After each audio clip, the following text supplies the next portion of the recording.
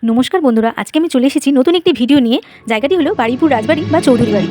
জমিদার রাজবল্লভ চৌধুরী এই বাড়িটি তৈরি করেছিলেন। এই বাড়িটির বর্তমান বয়স প্রায় 300 বছরেরও বেশি।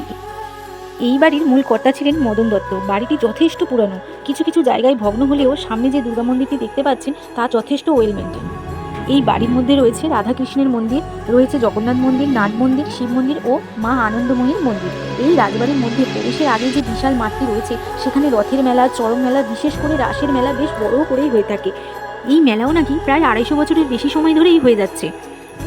চলে এসেছি অন্দরমহলে। ব্রিটিশ শাসনকালে নাকি একসময় রাজেশ্বর দাসের এই জমিদার পুরোপুরি নিলাম হয়ে যাচ্ছিল। তখন এক পীর বাবার স্বপ্নাদেশে তারা এই জমিদারটি পুনরায় ফিরে পায়। তখন থেকেই তারা পীর বাবার ভীষণ মান্যগণ্য করেন। এখানে দশমী পূজাতে নীলকণ্ঠ পাখিও ওড়ানো হয়ে থাকে। এই হলো মা আনন্দময়ী। প্রতি অমাবস্যায় মাকে ভোগ, বলি ও নিয়ম পালন করে পূজা অর্চনা করা হয়ে থাকে। আনন্দগিরি নামে এক সন্ন্যাসীর দ্বারা এই মায়ের মন্দির প্রতিষ্ঠিত করা হয়, তাই এই মায়ের নাম আনন্দময়ী বা আনন্দময়ী মন্দির বলা হয়। এখানে 105টি করে বলি দেওয়া হতো। প্রত্যেক বছর দুর্গাপূজার সময় পরিবারের সবাই মায়ের পূজা আরাধনা করে থাকেন। দেখতেই পাচ্ছ বন্ধুরা, বাড়িটা যথেষ্ট পুরানো। বর্তমানে এখানে প্রতি অমাবস্যায় পাঠা বলি দেওয়া হয়।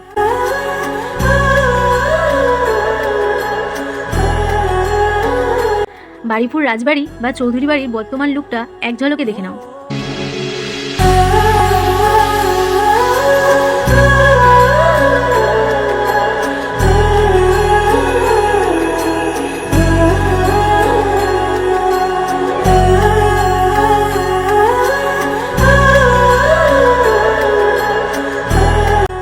তো বন্ধুরা, আমার ভিডিওটা যদি তোমাদের ভালো লেগে থাকে তাহলে একটা লাইক, কমেন্ট আর শেয়ার করে দাও। টাটা।